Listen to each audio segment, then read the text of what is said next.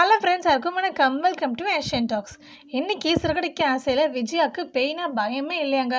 ஆனால் நம்ம ஸ்ருதி பாப்பா என்ன பண்ண போகிறாங்கன்னா, விஜயாவை பயப்படுத்த போகிறாங்க. கண்டிப்பாக விஜயா வந்து காமெடியாக தான் ரியாக்ட் பண்ண போகிறாங்க. சரி வாங்க, என்னெல்லாம் நடந்துச்சுன்னு பார்த்துடலாம். நம்ம மீனாவுக்கு ரோகிணி மேலே டவுட் தீரவே இல்லைங்க. கண்டிப்பாக ஏதோ ஒரு விஷயம் மறைக்கிறாங்கன்றத விமுத்துக்கிட்ட பேசிகிட்டு இருக்காங்க. இதை வந்து ரோகிணி வந்து காதில் வாங்கிட்டாங்க. உடனே வந்து விஜயா கிட்ட போய், ஆண்டி எனக்கு ரொம்ப ஸ்ட்ரெஸ்ஸாக இருக்கு ஆண்டி, இங்கே என்னை பற்றி யாராவது ஏதோ சொல்லிகிட்டே இருக்கிற மாதிரியே எனக்கு ஃபீல் ஆகுது, என் விஷயத்தில் ரொம்ப தலையிடுற மாதிரி ஃபீல் ஆகுது, பேசாமல் நான் தனியாக போயிடலான்னு யோசிக்கிறேன் அப்படின்னு சொல்லவும் விஜயாவுக்கு பயம் வந்துருச்சு.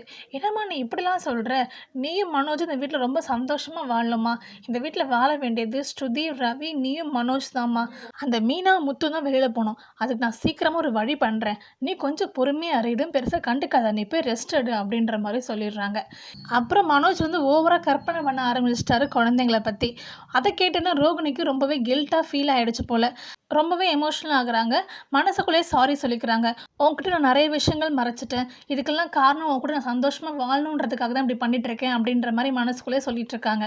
இன்றைக்கி என்ன நடக்க போகுதுன்னா, நம்ம ஸ்ருதி தான் வந்து ரொம்ப சுட்டியான பொண்ணாச்சு இல்லையா, மீனா கிட்ட தான் வீடியோ காமிச்சிருப்பாங்க போல். உடனே மீனா வந்து அதை பார்த்தோன்னா பயந்துட்டாங்க போல், ஏதோ பேய் படம் போல். ஹாலில் தான் அதெல்லாம் பண்ணிகிட்ருக்காங்க இல்லையா, ஸோ பயங்கரமாக சத்தம் கேட்குது. அப்போ விஜய் வந்து என்ன ராத்திரியில் இப்படி சத்தம் போட்டு உட்காந்துருக்கீங்க அப்படின்னு சொல்லி கேட்குறாங்க. அதுக்கு ஸ்ருதி சொல்கிறாங்க, இல்லை ஆண்டி நாங்கள் ஒரு பேய் படம் பார்த்தோம், அதை வந்து மீனா பார்த்தோன்னு பயந்துட்டாங்க அப்படின்னு சொல்கிறாங்க. மீனாவை தான் சொல்லட்டு தான் அவங்களுக்கு தூக்கமே வராதாச்சே, அதனால் எப்பவும் போல் பேசிகிட்டு இருக்காங்க. உடனே ஸ்ருதி கேட்குறாங்க, ஏன் உங்களுக்குனா பேயை பார்த்து பயம் இல்லையா அப்படின்னு சொல்லிட்டு. அதுக்கு விஜயா சொல்கிறாங்க, உங்களை மாதிரி சின்ன பசங்க தான் பேயை பார்த்து பயப்படுவாங்க, எனக்கெலாம் எந்த பயமும் இல்லை அப்படின்னு சொல்லிட்டு போகிறாங்க. நம்ம ஸ்ருதி யார், ஒரு சுட்டி பொண்ணாச்சே, அதனால் அவங்க இதை விடுற மாதிரி இல்லவே இல்லை. விஜயாவுக்கு உண்மையாகவே பயம் இருக்கா இல்லையான்னு கண்டுபிடிக்கணுன்றதுக்காக அவங்க ஸ்டைலில் ஒரு வேலையை ஸ்டார்ட் பண்ணுறாங்க. கண்டிப்பாக இதெல்லாம் பார்த்து விஜய் பயந்துருப்பாங்க.